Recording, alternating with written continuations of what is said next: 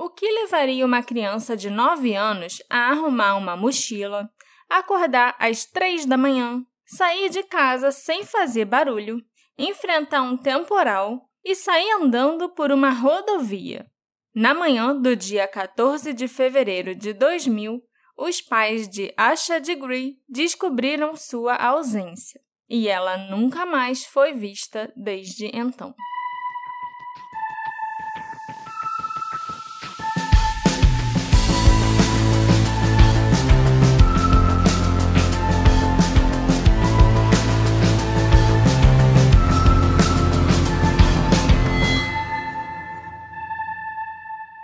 Olá, meus ouvintes queridos! Sejam muito bem-vindos ao 100º episódio do Detetive do Sofá. Eu sou a Marcela, a host desse podcast, e esse episódio é muito especial para mim por vários motivos. Primeiro, porque todo mundo sabe como o caso de hoje da Asha Degree é um caso importante para mim. Eu acho que eu já mencionei isso no Instagram várias vezes, e era um dos casos que eu tinha escrito no blog há anos atrás. E eu estava esperando uma ocasião especial para trazer o caso da Asha para vocês. E que ocasião seria mais especial do que o episódio de número 100? E outro motivo para esse episódio ser especial é que pela primeira vez o nosso podcast tem um patrocinador. Quer dizer que fomos notados? Sim, amor. Você conhece o Promobit? Eu conheço há muito tempo. Muita coisa que a gente comprou aqui pro apartamento foi através de promoção que eu vi na Promobit. Pois é. O Promobit, para quem não sabe, é uma comunidade formada por pessoas reais, iguais a eu e você, que compartilham e avaliam as melhores ofertas da internet. Só tem promoção boa por lá. Não é à toa que já tem mais de 2 milhões de pessoas usando o Promobit hoje em dia. E a gente acabou de entrar no mês de novembro, o melhor mês do ano. É o mês do meu aniversário. E também é o mês da Black Friday, que é esperada por muita gente ao longo do ano para comprar os produtos que vocês desejam com um bom desconto. Então eu já aviso logo para vocês começarem a usar o Promobit. Vão se acostumando com a plataforma, faz o seu cadastro, porque nessa época do ano o Promobit costuma receber mais de 1.000 ofertas todos os dias. Você pode acessar pelo link que a gente vai disponibilizar no post ou baixar o aplicativo. E tem uma coisa muito legal lá, que é a lista de desejos, que se você não achar a promoção que você está procurando, você cria um alerta e quando ela aparecer, você recebe um e-mail. Inclusive, Marcela, você lembra quando a gente precisava comprar um aquecedor de água e eu gastei o dinheiro para comprar um Nintendo Switch? Claro, lembro muito bem disso, porque eu fiquei semanas tomando banho gelado. Então, foi porque eu tinha colocado um Switch na minha lista de desejos e quando eu recebi o e-mail com a promoção, eu não pude resistir. Hoje em dia, eu admito que eu gosto bastante do Switch. Já zerei o jogo do Pokémon, já joguei várias outras coisinhas legais, então foi uma boa aquisição. Inclusive, abrindo a home do Promobit agora, a primeira oferta que apareceu é um Switch mais moderno e mais barato que eu paguei naquela época. Ué, compra outra então. Aí cada um vai ter o seu. O que você acha? Então, faça igual ao Alexandre. Crie a sua lista de desejos para ter certeza que você não vai deixar passar aquela oferta imperdível do produto que você quer. E usa o link disponibilizado pelo Detetive do Sofá, por favorzinho. Isso é muito importante. O Detetive do Sofá vai contar com o patrocínio da Promobit pelo mês de novembro, mas tem aquela galera que apoia a gente o tempo todo. São os nossos apoiadores. E quem quiser se tornar um, vê lá na Aurelo como faz. Essa semana teve até uma live para os nossos apoiadores que foi bem divertida e vai virar um episódio exclusivo. Mas então, Marcela, agora sim, me conta sobre o desaparecimento da Asha Degree. Asha Jaquila Degree nasceu em 5 de agosto de 1990. Ela era a única filha menina do Harold e da Aquila Degree. E a Asha tinha um irmão chamado O'Brien, que era só 1 ano mais velho que ela. A família Degree morava num duplex de 2 quartos na Oakcrest Drive, uma rua que ficava num bairro residencial super tranquilo em Shelby, na Carolina do Norte. A Asha era sempre descrita como uma garotinha feliz, um pouco tímida e muito atlética, que tinha puxado a personalidade tranquila de seu pai. E ela era extremamente próxima do O'Brien, o irmão mais velho. Em fevereiro de 2000, a Asha estava cursando a 4ª série na escola Falston Elementary School. Os professores dela diziam que a Asha adorava matemática e ciências. E muitas vezes ela era nomeada a aluna da semana. A Asha também era a principal armadora do time de basquete feminino Little Bulldogs da sua escola. E a Asha também jogava com o O'Brien no mesmo time de softball dele. Ela dizia que quando ela crescesse ia se tornar uma autora e ilustradora. Nossa. E também ia estudar ciências na Universidade de Winston-Salem. Ela queria fazer muitas coisas. Eu acho engraçado uma criança querer ser autora. Né? Ela devia gostar de inventar história, de escrever e tal. Eu sempre adorei escrever, então rola aí uma identificação. O pai da Asha, o Harold, trabalhava no turno da noite como carregador de doca na PPG Industries, em Shelby, enquanto a mãe dela, a Aquila, trabalhava numa fábrica de pianos chamada Kauai, na cidade vizinha de Lincoln Town. Nos dias de aula, durante a semana, a Aquila costumava acordar a Asha e o O'Brien às 6:30 da manhã. E logo depois de acordar os filhos, ela saía para o trabalho. E eles dois se arrumavam para a escola, tomavam café da manhã e iam pegar o ônibus escolar sozinhos. A Asha e o O'Brien eram crianças bem independentes. Ambos tinham a chave de casa e sabiam se virar muito bem sozinhos. Quando eles chegavam da escola, os pais geralmente ainda estavam no trabalho. Então, eles faziam a lição de casa e depois podiam brincar do lado de fora. A hora de dormir era às 9 da noite durante a semana e às 10 da noite nos finais de semana. A família de Gree era muito religiosa e eles iam à igreja todo domingo. E por ser uma família tão cristã, o Harold e a Aquila faziam tudo o que podiam para proteger os filhos dos perigos e desvios que o mundo exterior poderia causar. Então, as crianças tinham acesso limitado ao que podiam assistir na televisão, em horários determinados pelos pais, e a família não possuía um computador em casa. Esse tipo de criança, quando cresce e descobre as coisas no mundo, geralmente pira. Sabe, descobre todas as coisas que perdeu, todos os desenhos, todos os filmes, coisas assim. Clipes da MTV. E vai descobrir como adulto, aí pira no sentido de ver tudo que tá perdendo e começa a correr atrás do prejuízo e não consegue ver tudo que teria visto. Eu achei isso engraçado. É verdade. De acordo com a Aquila, a Asha aceitava bem essas regras. Ela provavelmente ainda não sabia o que estava perdendo. E ela era uma menina tímida, cautelosa, quieta e se contentava em respeitar os limites determinados pelos pais. Ela ainda não era adolescente, Aí é muito fácil. Quando ela virasse adolescente, eu queria ver. Aí a rebeldia ia aparecer. A Asha também morria de medo de cachorro. Por isso, até hoje, a mãe dela acha estranho que ela tenha saído de casa sozinha, já que tinham muitos cachorros na vizinhança. E agora, nós vamos começar a falar de quando a Asha sumiu.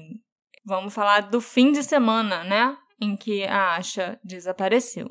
Na sexta-feira, 11 de fevereiro de 2000, a escola da Asha e do O'Brien não teve aula.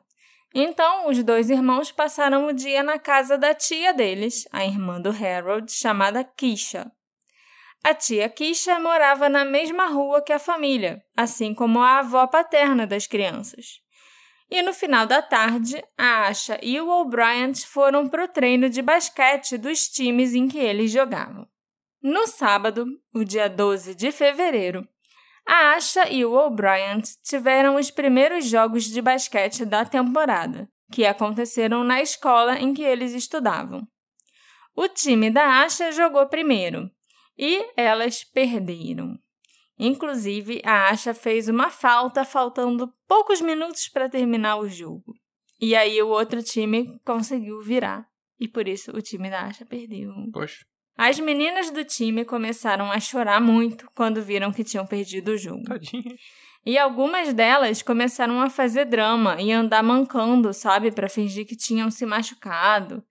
Também começaram a reclamar que o juiz tinha roubado e que não tinha sido falta e tal. A Asha foi uma das meninas que fez isso, inclusive. Mas a mãe dela chegou e deu uma bronca e mandou a Asha parar com isso. Alguém tinha que perder o jogo, e dessa vez foi o time dela.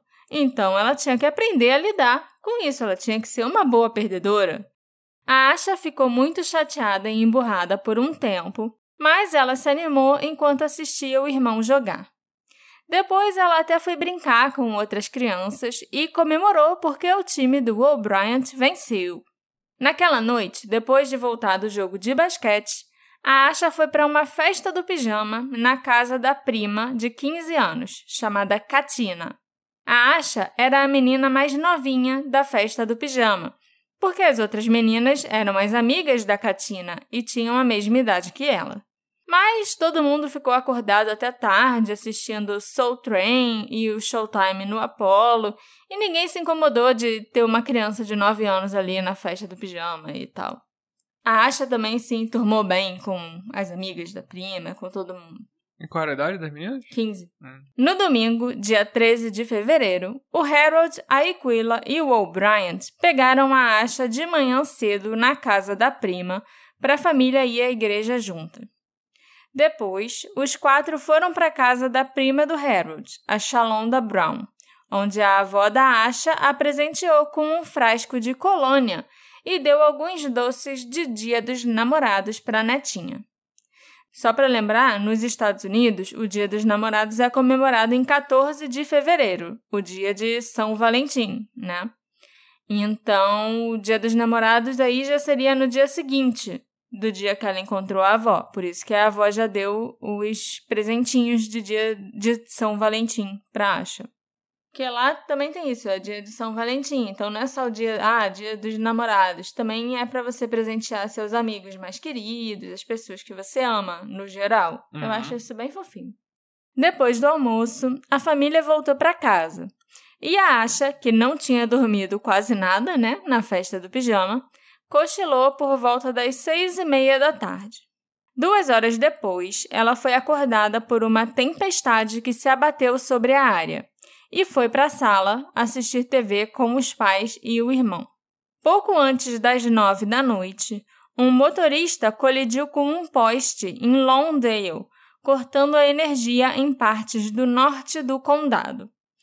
A Aquila, que nessa hora estava preparando um banho para as crianças, quando as luzes acabaram, decidiu deixar o banho dos filhos para a manhã seguinte e mandou os 2 irem dormir. Às 11:30 da noite, o pai da Asha, o Harold, saiu de casa rapidinho para ir numa loja de conveniência para comprar um presente para a esposa. Além de ser Dia dos Namorados no dia seguinte, também era o aniversário de casamento do casal. Então, você esquecer e não comprar nenhum presentinho para sua mulher ia pegar muito mal. Não é à toa que ele saiu 11:30 da noite para arranjar alguma coisa para dar para ela. Aí, o Harold comprou uma caixa de chocolates para a Aquila e voltou para casa logo depois e acabou adormecendo no sofá. Quando a luz voltou, 00:30 já do dia 14 de fevereiro, a Aquila acabou acordando. Ela foi até a sala e acordou o Harold, que estava dormindo no sofá, e pediu ao marido para ele apagar o lampião de querosene que eles tinham acendido e para ele ir dormir na cama. O Harold apagou o lampião, mas ao invés de ir dormir, ele resolveu se acomodar no sofá para assistir TV pelas próximas 2 horas. Às 2:30 da manhã, o Harold subiu para ir para a cama. Mas antes, ele checou a Asha e o O'Brien no quarto deles. Ele abriu a porta do quarto dos filhos e viu que os 2 irmãos estavam dormindo pacificamente em suas camas. Depois, o Harold foi se juntar a Aquila no quarto do casal. Em algum momento, durante a noite, o O'Brien ouviu a Asha se mexendo lá na cama dela. Ele pensou que ela devia estar se revirando enquanto dormia ou algo assim. e depois disso ele ainda ouviu se levantar. O O'Brien imaginou que a Asha devia estar indo no banheiro ou algo assim, mas ele não abriu os olhos nem nada e adormeceu novamente. Naquela noite, sem o conhecimento da família, a Asha pegou sua mochila, saiu de casa e começou a caminhar para o sul pela rodovia 18. Eles nunca mais a viram. A Aquila acordou às 5h45 da manhã para ir esquentar a água, encher a banheira e preparar o banho para os 2 filhos, né?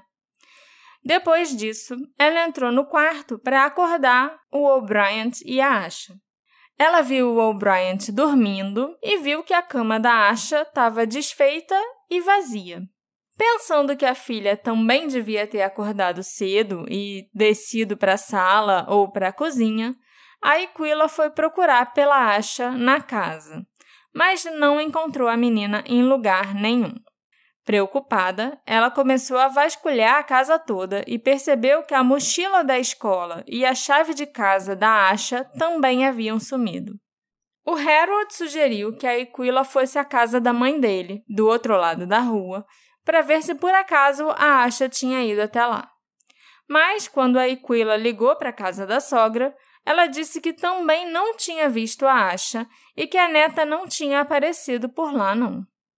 A Aquila, então, jogou o telefone para o Harold, saiu correndo e começou a correr para cima e para baixo na rua, gritando o nome da Asha. O Harold chamou a polícia às 6h39 da manhã.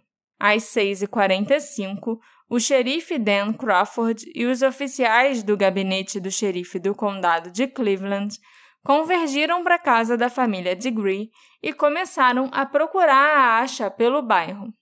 Pelas próximas horas, dezenas de voluntários, equipes de busca e resgate, cães farejadores e policiais do gabinete do xerife e do Departamento Estadual de Investigação procuraram pela Asha em toda a região.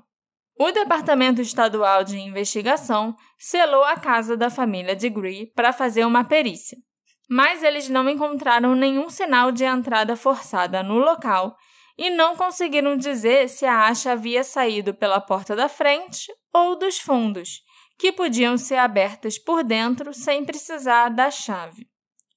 Não havia nenhuma evidência que indicasse um crime ou alguma irregularidade dentro da casa. Acredita-se que a Asha estava vestindo uma camisa branca, jeans brancos e tênis brancos da Nike. Ela não levou nenhum casaco, capa de chuva, nem um guarda-chuva com ela, o que é muito estranho, já que uma chuva torrencial estava caindo lá fora. Mas, fazendo um inventário de seus pertences, a mãe da Asha relatou para a polícia que havia vários itens pessoais da filha faltando que ela provavelmente devia ter botado na mochila e levado com ela. Esses itens são uma bolsinha de moedas preta com a imagem do piu-piu, balas que ela ganhou na escola após o jogo de basquete no sábado, a chave de casa da Asha, um colete vermelho de camurça, uma calça jeans com uma faixa vermelha de cada lado, uma camisa de manga comprida branca, uma camisa de manga comprida preta e branca, um macacão preto com um piu-piu, a camisola branca que ela usou para dormir naquela noite, o uniforme de basquete da Asha e algumas fotos da família. O piu-piu ainda está na moda hoje em dia, mas tinha o piu-piu e o Frajola. O piu-piu era um passarinho amarelinho. E ele era o personagem preferido da Asha. Sempre que ela via alguma coisa do piu-piu, ela queria comprar e ela adorava o piu-piu. Hoje em dia a gente tem o canarinho pistola. Muito mais legal, né? Fala sério. Naquela tarde, Jeff Ruppe, um caminhoneiro de 25 anos da Sundrop Bottling Company, estava almoçando numa parada de estrada quando viu o rosto da Asha na TV e viu a notícia da menina desaparecida. O Jeff instantaneamente a reconheceu como uma criança que ele tinha visto andando na chuva pela rodovia 18 às 3h10 daquela manhã, a cerca de 1,5 km ao sul da casa da Asha. Eu vi uma garotinha andando pela estrada com a sua mochila. Ela estava com um vestidinho e tênis branco e seu cabelo estava com tranças. Ela parecia saber para onde estava indo. Ela estava andando em um ritmo muito bom. Aí já tem essa discrepância, né? Porque, segundo a polícia e a família da Asha, ela saiu de calça jeans, camiseta e tênis branco. Mas ele lembra de ter visto uma menina de vestido branco e tênis branco. Mas talvez isso seja só um detalhe e ele não tenha reparado direito. Viu Sei rápido lá, passando? pois é. Quando o Jeff percebeu que aquela pessoinha, né, andando na estrada era uma criança, ele parou, fez a volta com o seu caminhão, era um caminhão enorme, aqueles que tem, 5 eixos, sabe? 10 rodas no total. E ele tentou falar com a menina, mas ela ficou com medo, provavelmente, entrou na floresta e sumiu de vista. Caraca. Às 4h15 da manhã, outro caminhoneiro, chamado Roy Blanton, que era um ex-policial do gabinete do xerife do condado de Cleveland, estava dirigindo para o norte na rodovia 18 com o seu filho, o Roy Blanton Jr., quando eles viram uma pessoa pequena andando ali no acostamento da rodovia. Era uma pequena figura vestindo roupas de cores claras. Achei que fosse uma mulher. Eu não poderia dizer que era uma criança. Eu pensei que talvez fosse uma coisa de violência doméstica, onde uma mulher saiu de casa e saiu andando. O Roy fez esse avistamento a cerca de 2 quilômetros ao sul da casa da Asha, pouco antes do cruzamento das rodovias 18 e a rodovia 180. Preocupados, achando que a mulher podia ser atropelada ou algo assim, o Roy e o filho dele enviaram uma mensagem pelo rádio para que outros caminhoneiros ficassem alerta. Eles próprios disseram que não pararam para tentar falar ou ajudar a tal mulher. Em vez disso, eles fizeram uma parada em Falston, antes de dirigir até Chicago, onde o Roy soube do desaparecimento da Asha durante um telefonema com sua esposa. No dia seguinte, o Roy e o filho dele, o Roy Jr., voltaram para Shelby e foram direto para o posto de comando da Moose Memorial Baptist Church, onde tinha sido montado lá um QG, né, para o caso da Asha, para relatar o avistamento deles pessoalmente. O FBI e o Departamento Estadual de Investigação sempre acreditaram que esses 2 avistamentos eram legítimos. Armados com essas novas informações, eles começaram a vasculhar um raio de 8 quilômetros ao redor da interseção das rodovias 18 e 180. Uma busca aérea da Patrulha Rodoviária e do Departamento de Investigação não produziu resultados. Não havia sinais de luta ou nem mesmo de um atropelamento na região ou alguma coisa assim. Os cães farejadores começaram a vasculhar a região cerca de 1h30 após o Harold ter chamado a polícia. Mas eles nunca conseguiram farejar a Asha, encontrar um rastro, né, da Asha, nem para onde ela teria ido. E isso provavelmente aconteceu devido ao tempo horrível e à tempestade na noite anterior, porque chovia demais e estava ventando muito também. E o vento é o que mais atrapalha os cães farejadores, né? Não é nem a chuva, é o vento. E aí eles ficaram muito perdidos. Eu tava pensando, se o cachorro pode ser atrapalhado pela chuva, ferrou. Não dá pra acreditar em nenhum cachorro, mas é o vento, né? Não, é o vento que atrapalha. E nesse dia, a tempestade estava tão forte que os ventos estavam absurdos. Sim, tava coisa de quase parecendo um furacão chegando. Era aquela chuva de vento mesmo que quase te leva junto. E aí isso atrapalhou muito os cachorros a farejarem alguma coisa, né? Porque o rastro que a Asha teria deixado foi levado embora pelo vento. Naquela noite, ainda, né, no dia 14 de fevereiro de 2000... segunda-feira, né? A segunda-feira, a Aquila e o Harold foram interrogados pelo Departamento Estadual de Investigação. E ambos os pais foram rapidamente descartados como suspeitos. Os detetives dizem que os Degree sempre cooperaram com a investigação e que eles se esforçaram muito para ajudar a encontrar sua filha. O casal permitiu que as autoridades revistassem a casa deles e ambos insistiram em fazer testes do polígrafo. E, claro, os 2 passaram, né? Senão eu acho que eles não teriam sido descartados tão facilmente pelo FBI e pela polícia. Como o xerife Crawford, o responsável pelas investigações na época, disse numa coletiva, não havia e não há nenhuma evidência para indicar que essa mãe, esse pai ou esse filho, o O'Brien, sejam responsáveis pelo desaparecimento da Asha de Green. No dia 15 de fevereiro, a terça-feira, alguns voluntários abordaram o casal chamado Raleigh e Debbie Turner, que moravam quase exatamente 1,5 km ao sul da casa da família de Green, e pediram que o casal Turner verificasse a sua propriedade em busca de algum sinal da Asha. Eles eram donos de uma espécie de cabana que ficava a cerca de 100 metros da estrada, que eles usavam para armazenar móveis e suprimentos para o seu negócio de estofados. Quando o casal Turner verificou a cabana, eles encontraram uma estranha variedade de itens espalhados por lá. Tinha um marca-texto verde, um lápis das Olimpíadas de Atlanta de 1996, um laço de cabelo amarelo com um Mickey Mouse, alguns papéis de bala e uma foto de uma garotinha. Em 16 de fevereiro, depois dele ser questionado pelo FBI e ter passado por um teste do polígrafo, o Jeff Rupe, aquele primeiro caminhoneiro, voltou ao local onde ele tinha visto a garotinha junto com os investigadores. Era um local na estrada que ficava a cerca de 200 metros da cabana do casal Turner. Rapidinho, a foto da garotinha era da menina? Não era da Asha. Era uma menininha negra que devia ter em torno de 6, 7 anos, sabe? E essa menina nunca foi identificada, pelo menos que a gente saiba, né? Publicamente. Por algum motivo que nunca ficou bem explicado, o Raleigh e a Debbie Turner entregaram para a polícia a fotografia da garotinha. Mas eles não entregaram os outros itens que estavam na cabana. Eles deixaram aqueles itens empilhados num canto da varanda. Eles até deram uma desculpa que eles acharam que a cabana era muito longe da casa da Asha, então aqueles itens não deviam ser dela. Mas aí por que eles entregaram a foto e não entregaram o restante dos itens, sabe? E por que eles deixaram ali... mas essa é a pergunta que eu ia fazer.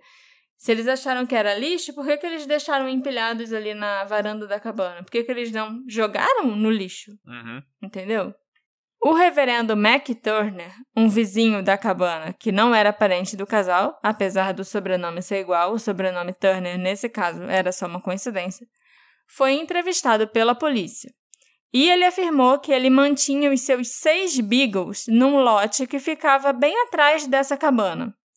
E os cachorros normalmente latiam muito quando alguém se aproximava do local. Mas naquela noite em questão, o reverendo não ouviu os cachorros latirem. Um outro vizinho da região também relatou não ter ouvido nada suspeito. Em 17 de fevereiro, voluntários perguntaram ao casal Turner sobre algumas embalagens de doces que eles encontraram na estrada perto da cabana. Eram aquelas embalagens que o casal tinha deixado na varanda que acabaram voando, né? E aí foram encontradas pelos voluntários. E foi só nesse momento que eles resolveram entregar aqueles outros itens para a polícia. Ninguém na família da Asha ou na escola onde ela estudava conhecia aquela garotinha da foto. Mas eles rapidamente identificaram os outros itens como sendo da Asha.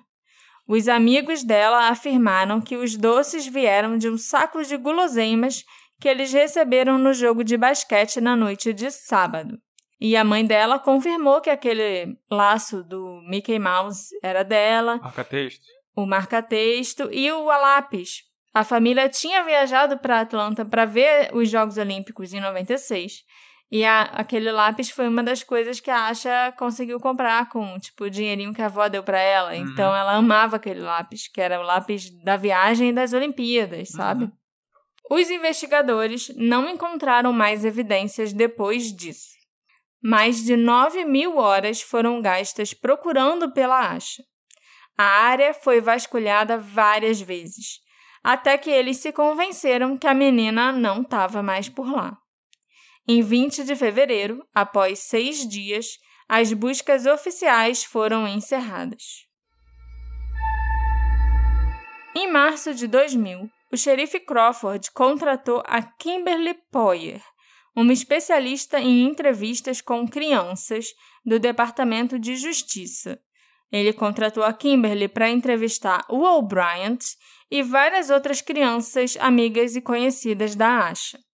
Os amigos e colegas da escola dela não conseguiram fornecer muitas informações úteis, mas eles mencionaram que a Asha tinha mostrado para eles alguns dólares em sua carteira no dia 10 de fevereiro. E não se sabe onde ela conseguiu aquele dinheiro ou se ela ainda tinha o dinheiro quando ela desapareceu. Isso é bem estranho, porque os pais nunca davam dinheiro para a Asha. E quando a avó dava dinheiro para ela, era sempre moedinhas. E segundo os amigos, uma das notas que ela tinha na carteira era até uma nota de 10 dólares. Nossa. Esse dinheiro está inexplicado até hoje.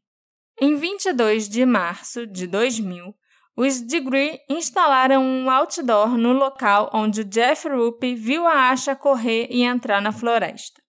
Naquele mesmo dia, o xerife Crawford afirmou que os policiais estavam tentando descartar vários suspeitos. Eles contataram criminosos sexuais locais, falaram com todos que podem ter tido contato com a Asha e até exploraram a possibilidade dela ter sido sequestrada por um predador online, mesmo que os Degrees não tivessem um computador em casa. Eu acho que a escola da Asha até tinha um computador e tinha aula de informática, mas a internet, lógico que as crianças não conseguiam acessar a internet, né? Era limitado, controlado pelo professor e tudo mais. O xerife também fez com que o FBI criasse um perfil psicológico do possível sequestrador da Asha, mas esse perfil, lógico, né, nunca foi divulgado ao público. Baron Ramsey, de 32 anos, um ex-colega de classe da Iquila, a mãe da Asha, confessou estar envolvido no desaparecimento da Asha no verão de 2000. Eita. Ele alegou que ele e outro homem tinham acabado de negociar drogas e estavam dirigindo para casa quando acidentalmente a atropelaram com o carro. Percebendo que a menina estava morta, eles colocaram seu corpo na caçamba da picape e, alguns dias depois, fizeram uma viagem de pesca a Moss Lake e a jogaram na água. As autoridades drenaram o lago, o Moss Lake, 2 vezes. Fizeram buscas com mergulhadores e vasculharam a rodovia 18 em busca de qualquer evidência que um atropelamento tivesse acontecido, mas não encontraram nada. Eles acreditam que o Baron inventou essa história na esperança de conseguir um acordo melhor num caso de assalto a banco em Bessemer City, pelo qual ele estava sendo acusado. Padrão, né? Inventou uma história que atrapalha tudo. Nesse caso ainda é pior, porque ele conhecia a família, né? Ele tinha estudado com a Iquila. Ele sabia que a família estava sofrendo com o desaparecimento da Asha. E ainda inventa uma história dessa... Não vale nada, né? Ok. É o que você pode esperar do bandido. Numa tarde de 2 de agosto de 2001, 42 quilômetros ao norte da casa da Asha, o empreiteiro Terry Fleming estava escavando numa encosta ao longo da rodovia 18, quando ele desenterrou algo volumoso embrulhado num saco de lixo preto. Ele teve uma sensação estranha sobre aquele pacote que ele encontrou. Mas aí ele tentou se livrar dessa sensação estranha usando o trator para limpar o mato ao redor antes que a curiosidade tomasse conta dele. Ah, ele não passou com o trator por cima? Não. Eu ele realmente só achei tirou que ele pegou o mato trator de volta do pacote. Eu achei que ele pensou, isso não é problema meu, Não. Eu vou passar com o trator. O Terry tentou, sem sucesso, abrir aquela sacola preta usando o trator. Tipo, ficou tentando rasgar o saco de lixo usando um pedaço do trator, sabe? Ah, das lâminas, sei lá. Mas, quando isso não funcionou, ele simplesmente jogou a embalagem para cima e o saco se abriu. Dentro do saco de lixo preto, ele encontrou uma mochila bege e preta, contendo o nome e o número de telefone de Asha Degree.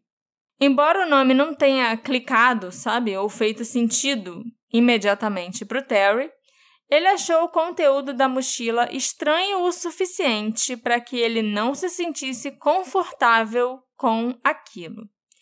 Ele ficou extremamente perturbado com o conteúdo da mochila.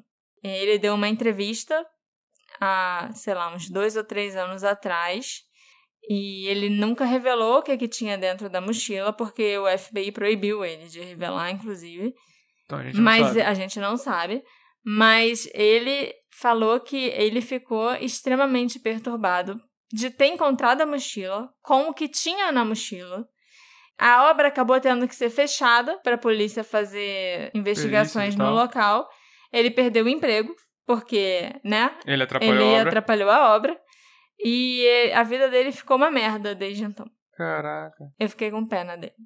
O Terry tentou ligar para alguém naquele momento para contar da descoberta que ele tinha feito, mas não tinha sinal de celular naquela área. Ele, então, anotou as informações sobre a mochila para ligar para o número de telefone, que estava anotado embaixo do nome Asha Degree, ou até mesmo ligar para a polícia quando ele chegasse em casa. Na manhã seguinte, enquanto ele tomava café da manhã com a esposa, o Terry mencionou a descoberta da mochila e o nome de Asha para a mulher. E ela reconheceu aquele nome na hora e mandou o marido ligar para a polícia.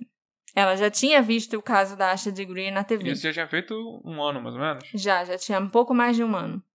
De acordo com o xerife Crawford, a mochila estava embrulhada em 2 sacos de lixo pretos. E ela parecia ter sido jogada naquele local há bastante tempo.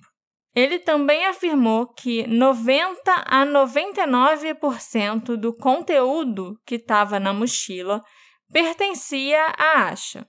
Os investigadores, na época, não disseram o que tinha na mochila, e eles também proibiram ao Terry que revelasse para alguém. Mas o jornal Charlotte Observer informou num artigo, na época, que havia um estojo de lápis, uma folha de papel e algumas roupas não especificadas. Claro que a gente não sabe se isso é verdade ou não, porque pode ser só especulação do jornal, Já que 90% das coisas eram coisas da Asha, eu imagino que esses 90% devem ser as coisas que sumiram da casa dela. Uhum. Aquelas roupas e coisas do piu-piu. Não, mas essa lista também não justifica o choque do cara que você falou que ele teve, né? Não, pois é. Por si só, né? Talvez o choque tenha a ver com os 10% de itens que não pertenciam originalmente à Asha. Ou o estado que ele se encontrava. Não sei. A mochila foi encontrada a cerca de 50 metros a oeste da rodovia 18, numa área lamacenta e densamente arborizada entre um riacho e a estrada. Um morador local, chamado Bruce Smart, disse que a mochila foi encontrada perto de onde costumava haver uma antiga piscina. Ao contrário da busca original em Shelby, que ocorreu em fevereiro e numa área bastante plana, as buscas do condado de Burke, onde a mochila foi encontrada, enfrentaram sérias dificuldades devido ao terreno acidentado, à vegetação densa e o calor sufocante. A área, inclusive, era tão complicada e perigosa que o xerife só permitiu a participação de profissionais treinados naquelas buscas, como bombeiros e os grupos de salvamento, por exemplo. O coordenador de busca, Randy McKinney, declarou que ele tinha ficado muito surpreso da mochila ter sido encontrada naquele lugar. Quando ele foi perguntado sobre quão otimista ele estava em encontrar qualquer outra coisa relacionada ao caso da Asha, o Randy respondeu o seguinte: se há 10 laranjas por aí e nós perguntarmos ao pessoal que está fazendo as buscas quantas eles acham que vão encontrar, eles responderiam umas 2. Foi a frase do homem, amor. Pra mim essa frase não faz o menor sentido. Mas... Sério? Não, eu não sei que mensagem que... Eu acho que ele quer passar a mensagem que mesmo que tenha algo nessa área, eles não vão encontrar. Exatamente. É isso, ok. A partir de 15 de agosto, as autoridades vasculharam uma área de 5 quilômetros de comprimento por 300 metros de largura ao redor do local onde a mochila foi encontrada. cães farejadores de cadáveres foram utilizados e eles alertaram em 3 pontos perto do local onde a mochila estava, mas nada foi encontrado.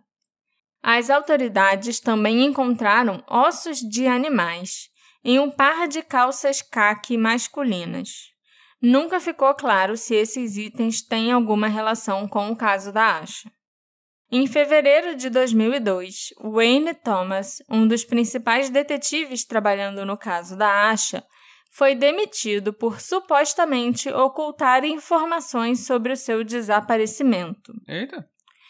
O Wayne Thomas negou a acusação e disse que os detetives o mantiveram por fora das descobertas e do andamento do caso dela nos meses anteriores à sua demissão. Ele acabou sendo recontratado no final do ano de 2002, depois que o Raymond McKinney derrotou o xerife Crawford na eleição para xerife do condado de Cleveland.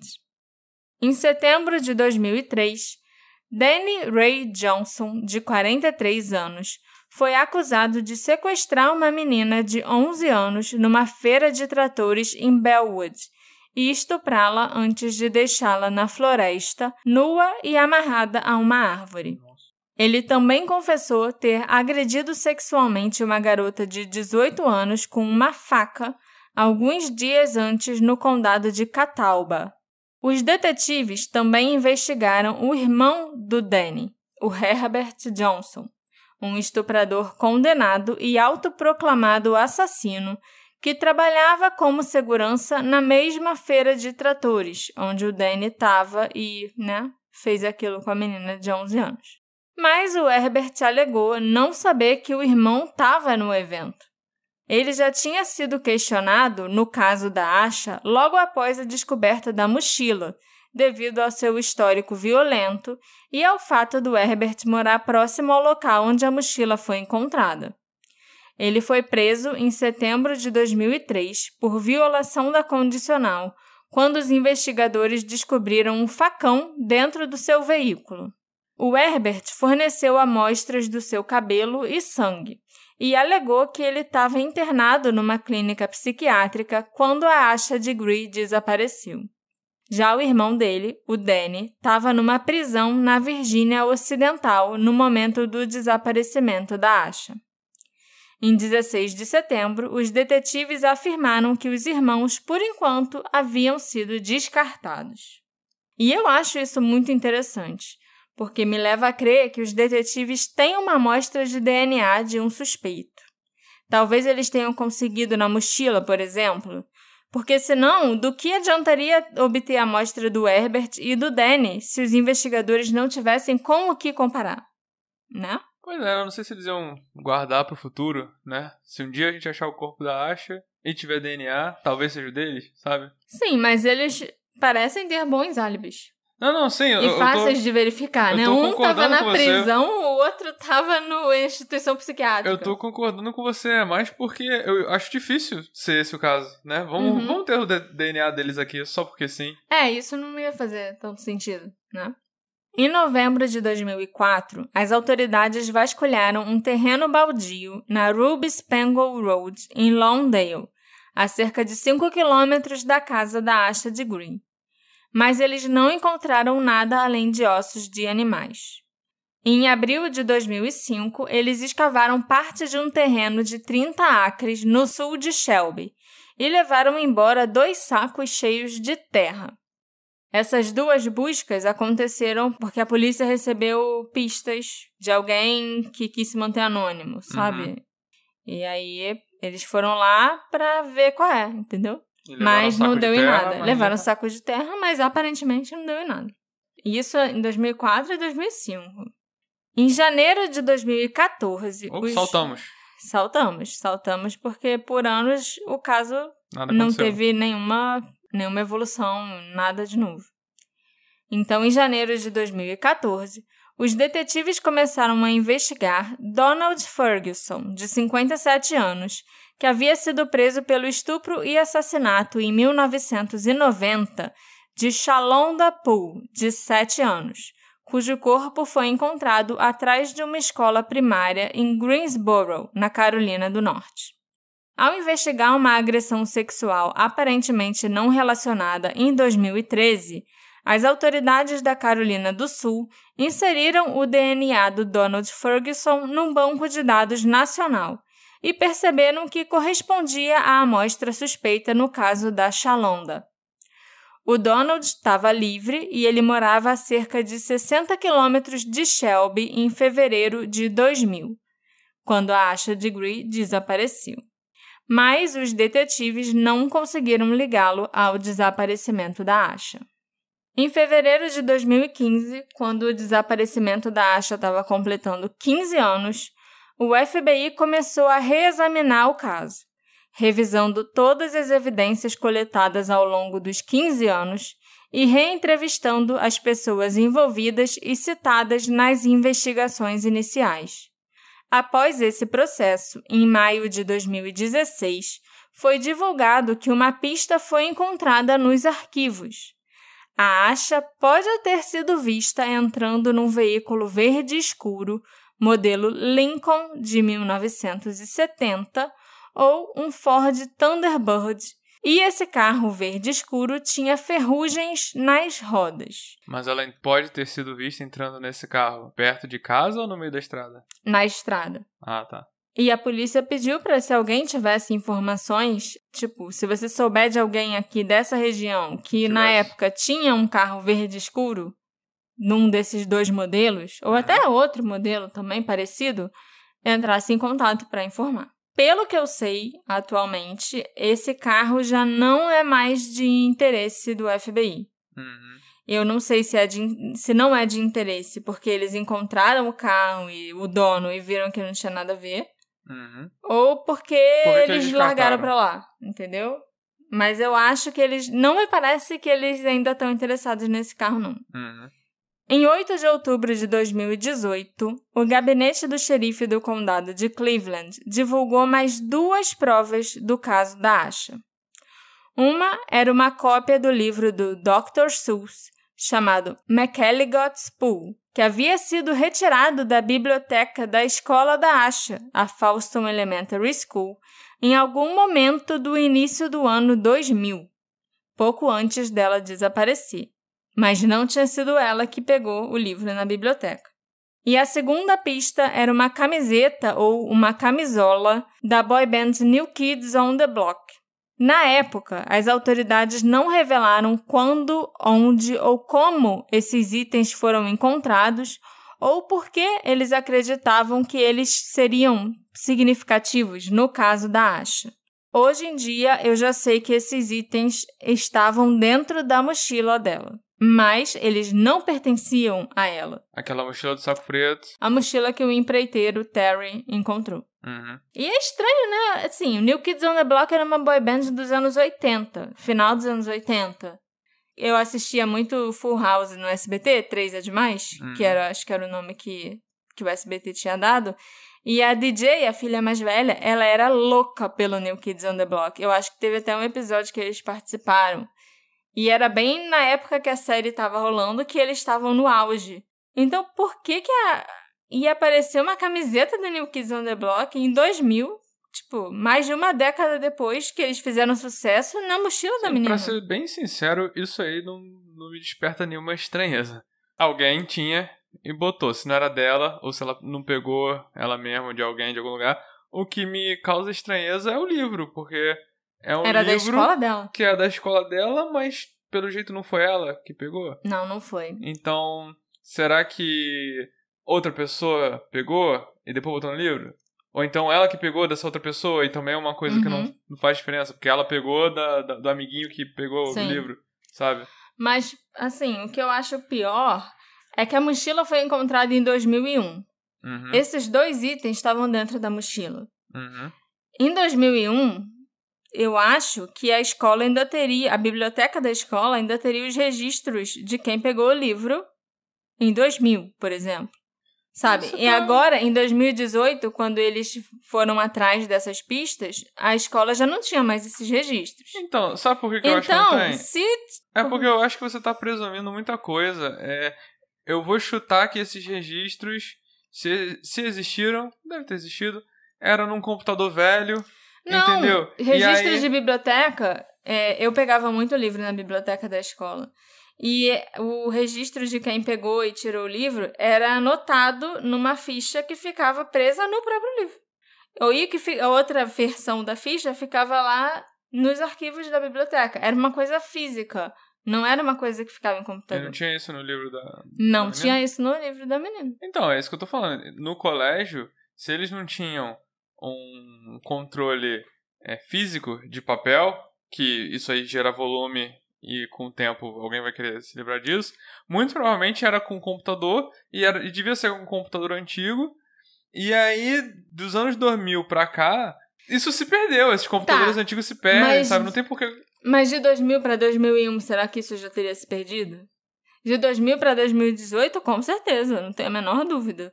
Mas se eles tivessem ido na escola em 2000, seria muito mais fácil de encontrar quem tirou o livro da escola em 2001 do que encontrar quem tirou o livro da escola em 2018. Não, mas eles não foram. Então... Por que eles não foram? Essa é a questão. Porque se eles encontraram a mochila e o livro estava lá dentro em 2001, por que eles não foram atrás disso em 2001? Então, tinha que ter ido. Vamos falar uma coisa que eu acho que eu quero saber nesse caso. Porque eu sei que se trata de um caso de uma menininha negra que sumiu. Que a gente adora, eu e você adoramos comparar com o caso da Madeleine, que tem circunstâncias parecidas, e o quanto o caso da Madeleine tem tanta atenção e tanto empenho e tanto todo mundo correndo atrás dela. Você comentando aqui, lendo esse roteiro, você falou de muitas coisas que a polícia fez. Sim. Entendeu? E de 1 zilhão de buscas, e parece que eles chegaram no dia seguinte. Mas, assim, o que eu quero saber é, apesar disso tudo, existe um sentimento que a polícia não fez, apesar de ter feito isso tudo, não fez tudo que podia ter feito? Com certeza. Então, pode ter sido aí. Entendeu? Que não chegaram no livro da biblioteca. Porque o caso da Asha, ele é um dos meus casos de estimação. Eu fico louca tentando imaginar o que pode ter acontecido com ela. Mas ele não é um caso muito conhecido. E eu fico pensando, como que isso não é um caso muito conhecido, sabe? Uhum. É muito bizarro a forma que ela sumiu, sabe? Ela simplesmente ter saído de casa. Ou não, sei lá, não sei o que aconteceu. Mas como que esse caso não é mais famoso? Como que esse caso não foi parar nunca num Unsolved Mysteries da vida? Ou num Dateline? Ou numa Investigação Discovery, que seja? Uhum. Nunca foi. Em nada importante, em nada que fosse a nível nacional. Quando saíram notícias do desaparecimento da Asha, na época e até anos depois, era sempre local. E isso é muito absurdo. Fico muito revoltada. Não surpreende, a essa altura de 100 episódios de podcast, mas é injusto pra caramba. E talvez, se eles tivessem feito um pouquinho mais de esforço, talvez se eles tivessem ido na escola em 2001, atrás de quem pegou aquele livro, a gente podia ter mais respostas hoje em dia. Uhum. Em novembro de 2020, um homem chamado Marcus Mellon, que estava preso na Carolina do Norte e que foi condenado por crimes sexuais contra menores em 2014, enviou uma carta ao The Shelby Star, alegando que Asha Degree havia sido assassinada e revelando onde ela poderia ser encontrada. Os investigadores e o FBI foram lá e interrogaram o Marcus, mas nenhuma nova informação foi descoberta. Ele era só mais um que estava inventando coisa para tentar uma redução de pena ou algo assim. Vários especialistas em casos de crianças desaparecidas já comentaram ao longo dos anos sobre a singularidade do desaparecimento da Asha Degree. Crianças de 13 anos ou menos representavam cerca de 18% dos fugitivos em 99, mas a grande maioria voltava para casa logo após o desaparecimento. E é extremamente incomum que uma criança da idade da Asha, de 9 anos, tenha ficado escondida com sucesso por um período tão longo. Ela também não se encaixava em nenhum perfil padrão para uma criança fugitiva. Segundo todos os relatos, sua vida doméstica era estável e amorosa. Seus pais eram casados e felizes, e ela tirava boas notas na escola. Ninguém em seu círculo social notou sinais de abuso e ela nunca confidenciou a ninguém sobre problemas que ela estaria tendo em casa.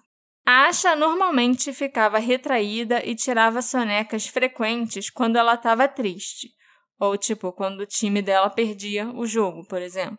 Mas os seus pais não notaram nenhuma mudança em seu comportamento nos meses antes dela desaparecer. O Harold e a Aquila ficaram surpresos que ela tivesse saído de casa à noite, dizendo que ela estava assustada com a tempestade naquela noite e que ela tinha um medo mortal de cachorros. E, no entanto, o gabinete do xerife do condado de Cleveland, o Departamento de Investigações do Estado e o FBI sempre acreditaram que a Asha deixou a casa voluntariamente e que ela provavelmente planejou isso com antecedência, que ela já tinha até deixado a mochila arrumada antes dela ir dormir. A grande questão, então, é por que a Asha saiu de casa? Uma teoria popular é que ela foi enganada por um predador adulto, posando como a garotinha da foto encontrada na cabana do casal Turner. Estava se correspondendo com ela e mandou uma foto, estava o tempo todo fingindo que era uma garotinha. E essa garotinha mesmo nunca foi identificada. Que a gente saiba, não. Outra teoria comum é que a Asha teria sido atraída para longe de casa por um adulto de confiança dela, sob o pretexto de dar a seus pais um presente para o Dia dos Namorados, que também era o 12º aniversário de casamento deles. Mas vale a pena frisar que, segundo o pai dela, a Asha estava indiferente ao Dia dos Namorados, ao dia de São Valentim. A turma dela não ia trocar cartões naquele ano, e ela não parecia animada nem nada. Na verdade, ela nem tinha mencionado o dia de São Valentim naquele ano. Os pais da Asha se perguntam se ela foi influenciada pelo livro The Whipping Boy, que foi lido na aula uma semana antes dela desaparecer. O livro é sobre um jovem cujo único propósito é chicotear um jovem príncipe, e os dois traçam um plano para fugirem do reino na calada da noite. Eles partem numa aventura, escapando de um par de bandidos e conhecendo novos personagens ao longo do caminho, antes de retornarem ao reino sãos e salvos no final do livro. Essa história aí de sair na calada da noite realmente se parece com o que a Asha fez, né? Os pais dela também afirmaram aos detetives que a Asha poderia ter saído de casa porque ela estava chateada com o jogo de basquete no sábado. Era, o único motivo que eles conseguiam pensar pra a Asha ter resolvido sair. A única coisa diferente que aconteceu. Levou uma bronca, né? Não? É. A Asha era do tipo de garota que se culparia por ter cometido uma falta tão perto do final da partida. Ela estava muito chateada no início, chorando e insistindo até que os árbitros tinham trapaceado. Mas ela pareceu ter se animado enquanto assistia o irmão jogar. Ela também estava muito feliz na festa do pijama no sábado à noite, na casa da prima. Mas, segundo a Aquila, a Asha continuou falando sobre o jogo durante toda a noite de sábado e durante todo o dia no domingo. É possível que a Asha tenha sido influenciada por alguém durante a festa do pijama na casa da prima. Ela pode ter feito planos com algumas meninas da festa para encontrar com elas na próxima noite, ou talvez ir para outra festa do pijama. É com certeza algo que passaria na cabeça de uma menina de 9 anos. Eu me diverti tanto na festa do pijama que quando meus pais dormirem eu vou sair escondida e vou para outra festa, na próxima noite. Os pais nunca deixariam ela ir para uma festa no domingo à noite, né? Tem escola no dia seguinte, segunda é dia de acordar cedo. Então, se ela estivesse fazendo planos, seria escondido deles. E também pode ser que a Asha não tenha arrumado a mochila para sair naquela noite específica. Ela pode simplesmente não ter desfeito a mochila que ela levou para a festa do pijama da noite anterior. Eu não sei se isso foi uma possibilidade levantada pelos investigadores ou até pela própria família da Asha, entendeu? Mas me passou pela cabeça, né? Tinha muitas roupas e tal, diferente. Tinha roupas e tinha A bolsinha dela que ela sempre andava junto, do piu-piu, umas coisas assim. Uniforme de basquete. E ela foi pra festa do pijama depois do basquete. Eu também fiquei pensando sobre a camiseta do New Kids on the Block na mochila da Asha. Eu sei que você não ligou muito pra isso, Alexandre. Mas primeiro eu achei que podia ser uma camiseta antiga, que ela acabou herdando de algum parente, uma prima, uma tia ou algo assim, né? Quem nunca herdou roupa dos primos ou dos irmãos. Mas as meninas negras, as adolescentes negras dos anos 80 e 90, não eram exatamente fãs do New Kids on the Block. Elas tinham os próprios ídolos, que inclusive eram bem melhores do que o New Kids on the Block. Tipo, New Edition, o Billy Ocean, que a irmã do Creed vivia falando na série, até o Michael Jackson. Sim, sim. Então eu acho que seria muito improvável a Asha herdar uma camiseta do New Kids on the Block. Essas boy bands eram voltadas para as garotas caucasianas. O cara branco magrelo que não sabia dançar, dançando para as meninas brancas magrelas que também não sabem dançar. Tipo eu. Entendeu? E a gente sabe que na festa do pijama, a Asha e as primas e as amigas da prima estavam vendo o Soul Train, estavam dançando e tal, se divertindo. Então a família da Asha não era perfil de família que teria fãs do New Kids on the Block. E de Soul Train para New Kids on the Block é uma diferença muito grande. Então, para mim, é ainda mais misterioso que aquela camiseta específica tivesse nas coisas da Asha. E, ao mesmo tempo, me sugere que alguma mulher pode estar envolvida no sequestro da Asha. Porque quem compra camiseta de boy band são as meninas. Então, assim, você não ia... O sequestrador não necessariamente teria uma camiseta do New Kids on the Block. Mas, se o sequestrador tivesse uma cúmplice... ela provavelmente teria uma camiseta do New Kids on the Block que ela podia ter dado pra Asha. Ou um predador que não manja disso que você falou, dos gostos musicais das meninas negras daquela... Sim. Talvez tivesse errado, entendeu? Mas o que eu queria levantar a hipótese, que, óbvio, eu não tenho nenhuma teoria do porquê que ela levantou, foi embora sozinha. Mas se era depressão, se ela combinou com alguém, se ela queria fugir, não sei. Mas me ocorreu aqui uma coisa, que é o seguinte... ela foi vista por várias pessoas na estrada.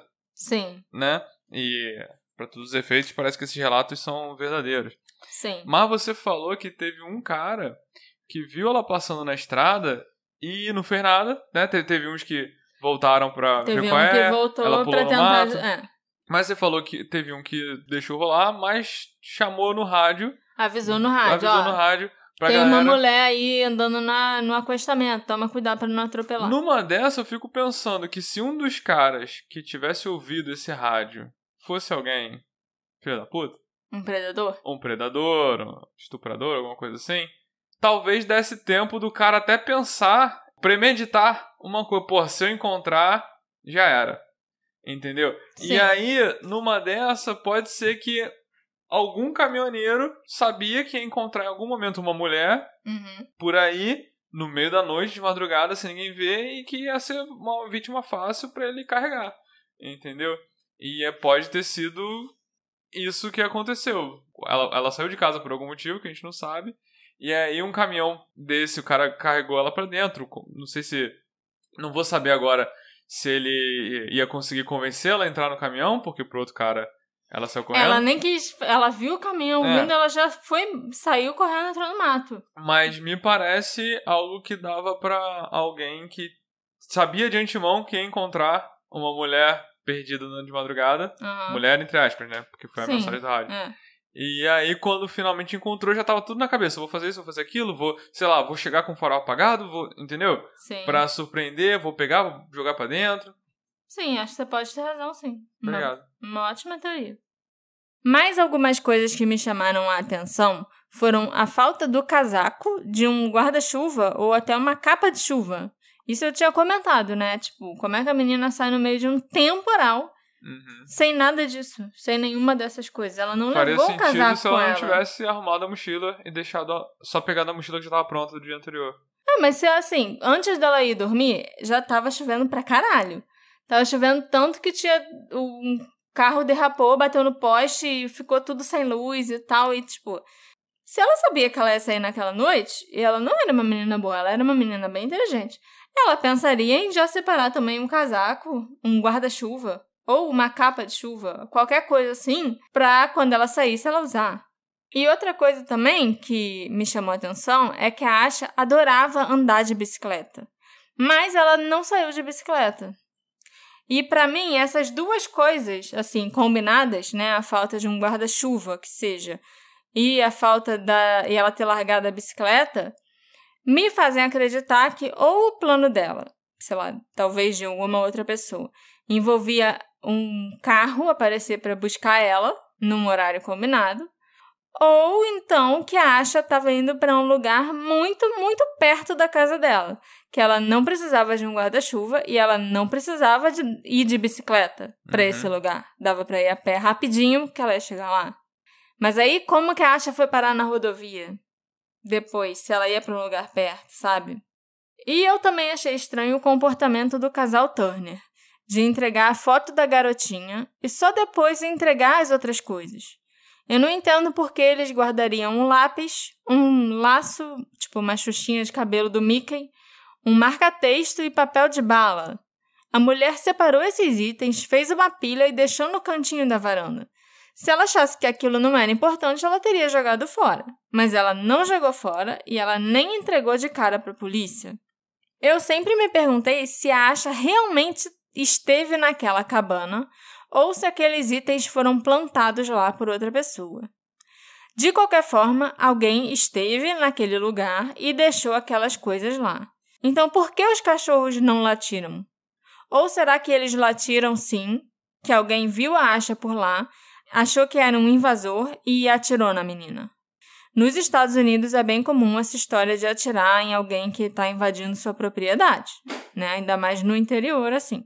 O casal Turner, inclusive, nesse caso, pode nem ser o culpado. Pode ter sido algum vizinho, mas eles podem ter encontrado a Asha e a mochila dela. E não querendo ser processados ou culpados pela morte, eles esconderiam o corpo e jogariam a mochila em outro lugar. Ou talvez eles tenham ouvido um barulho, começaram a atirar e perceberam tarde demais que era só uma garotinha. E se a Asha não esteve lá, ela mesma, né, pessoalmente, então quem foi que plantou as coisas dela na cabana? Tem que ser alguém que os cachorros conheçam, para eles deixarem a pessoa circular por ali sem fazer alarde. Então será que os Turner sabem mais do que eles dizem? Uma coisa engraçada é que, olhando para a lista de roupas que a Asha colocou na mochila, eu diria que ela esqueceu algo bem importante. Ela esqueceu de levar calcinhas e meias. Eu sei que muito da discussão desse caso gira em torno de se ela estava agindo por vontade própria ou se ela estava sendo dirigida ou, sei lá, orientada por um adulto. Levar roupas íntimas extras é o tipo de coisa que um adulto pensaria, mas uma criança talvez não. Todas as vezes que eu arrumei minhas trouxinhas dizendo que eu ia embora de casa quando eu era criança, eu sempre lembrava dos meus brinquedos e das minhas roupas preferidas, mas eu nunca lembrava das coisas que eu realmente ia precisar. E quando a minha mãe fazia minha mala para viajar ou alguma coisa assim, era completamente diferente, sempre tinha calcinha lá dentro. A Asha levou 2 ou 3 mudas de roupa com ela, e pareciam ser roupas que ela gostava muito. Eram roupas do Piu-Piu, uniforme de basquete e uma calça estilosa com um colete combinando e tal. Então eu acho que essas deviam ser as roupas preferidas da Asha, as roupas que ela não ia esquecer de levar para qualquer lugar que ela fosse. Mas, assim como eu, nas vezes que eu fugi para a casa da Vivian, ela esqueceu de levar calcinha, meia, escova de dente. E isso para mim mostra que, pelo menos a mochila dela, foi ela própria que arrumou. Foi ela própria que escolheu o que ela ia botar ali dentro. Ela não parece ter tido instrução de algum adulto ou de alguma outra pessoa sobre os itens que ela ia levar na mochila. Entendi. Outra coisa que me ocorreu é que talvez a Asha planejasse sair de casa mais cedo naquela noite. Mas os seus planos teriam sido atrasados porque o seu pai ficou até 2h30 da manhã vendo TV no sofá. O tempo entre o pai dela checar os filhos no quarto, quando ele foi dormir, 2h30 da manhã, e o primeiro avistamento da Asha na estrada, que foi em torno das 3h10 da manhã, faz parecer que ela saiu de casa logo depois que o Harold foi dormir. Mas, no fim das contas, isso não faz tanta diferença, porque, de qualquer jeito, ela saiu e sumiu, né? Atrasada ou não, ela concluiu o plano de sair de casa. Eu, pessoalmente, acredito que a Asha foi sequestrada ou atraída por alguém para fora da casa dela. É possível que o sequestrador tenha dito para Asha ir para a rodovia, para que ele a buscasse por ali. A Asha não confiaria em qualquer um, somente em alguém que ela conhecesse bem. Talvez algum membro da igreja, algum vizinho, algum familiar. Lógico que quando eu digo familiar, eu não quero dizer que pode ser o pai, o irmão ou a mãe dela, mas algum tio, né? O marido de uma tia, algum primo distante, sabe? Que morava por ali e que ela conhecia bem, mas que, na verdade, não era uma boa pessoa. Talvez até fosse alguém que soubesse que no dia seguinte, no dia 14 de fevereiro, era aniversário de casamento dos pais da Asha, além de ser dia dos namorados. E essa pessoa pode ter instruído a Asha a separar as fotos da família, que ela também levou na mochila, e algumas outras coisas que ela levou com ela, com alguma desculpa sobre fazer uma surpresa para os pais. E esse seria um segredo bom, sabe? O tipo de segredo que uma menininha como a Asha aceitaria guardar dos pais e do irmão.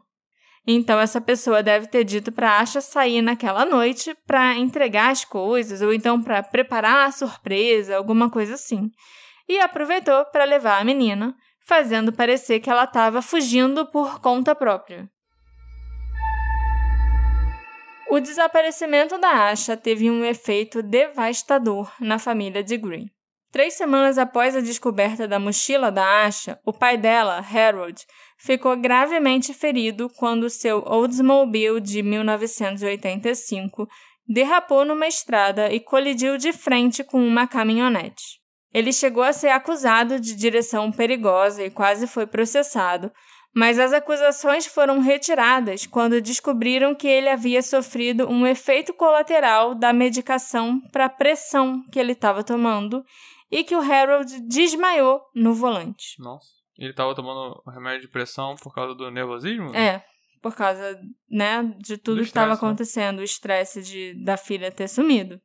Enquanto ela visitava o Harold no hospital, a Aquila escorregou, fraturou o pé, e mais tarde desenvolveu uma infecção por estafilococos e um perigoso coágulo de sangue no cérebro. Meu Deus. Tanto o Harold quanto a Aquila ficaram impossibilitados de trabalhar por quase 1 ano e foram forçados a se aposentar por invalidez, contando com a generosidade da comunidade para sobreviver. O O'Brien Degree, o irmão mais velho da Asha, hoje em dia tem 33 anos e tem uma filha que tem mais ou menos a mesma idade que a tia Asha tinha quando desapareceu. A Asha é tia, né? A menininha que na minha cabeça ainda tem 9 anos, já é tia de uma menina que tá com a idade dela, que ela tinha quando ela sumiu. Todos os anos, a família faz uma vigília na data em que a Asha desapareceu. E eles caminham cerca de 1,5 km, indo da casa deles até a placa na estrada, ou no local onde o Jeff Rupe viu a Asha entrar na floresta. A família se recusa a acreditar que a Asha está morta, e eles permanecem otimistas que ela retornará. Não vamos perder a esperança até que eu seja chamada para identificar o corpo. E eu sei que ainda não vou perder a esperança nem se isso acontecer, porque se Deus me livre, ele decidiu levá-la, ela estará com Deus e ela estará cuidada. Então eu não terei que me preocupar. Essas foram as palavras da Aquila Degree numa das últimas entrevistas que ela deu sobre o desaparecimento da Asha. Eu acho até que essa entrevista foi em fevereiro desse ano. Esse episódio foi feito com a colaboração dos nossos queridos apoiadores, com quem eu posso contar desde o episódio 40, quando nós começamos as nossas campanhas de apoio lá no Orelo. Quando eu comecei esse podcast, no final de 2020, eu não fazia ideia que ia chegar tão longe e alcançar tanta gente.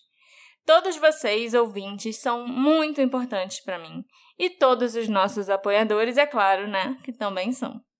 Eu queria poder dar um abraço apertado em cada um de vocês para agradecer pelo carinho ao longo desses 100 episódios. O que vocês acham que aconteceu com a Asha Degree? Por que ela saiu de casa no meio da noite? Será que ela foi encontrar alguém? Ela foi coagida ou instruída a fazer isso? Ou ela só saiu por conta própria para viver uma aventura?